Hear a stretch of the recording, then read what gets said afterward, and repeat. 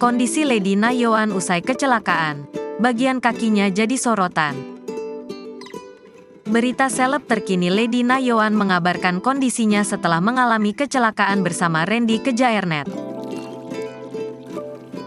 Artis Lady Na Yoan kini tengah alami kecelakaan setelah heboh kabar perselingkuhan suaminya, Randy Kejaernet.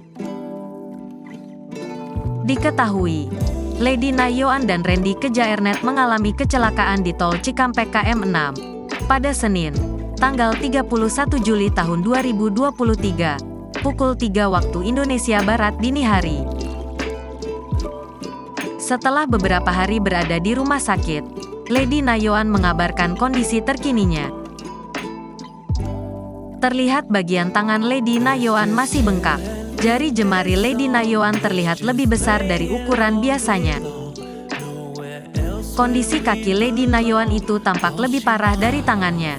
Kaki Lady Na Yoan tampak bengkak cukup besar.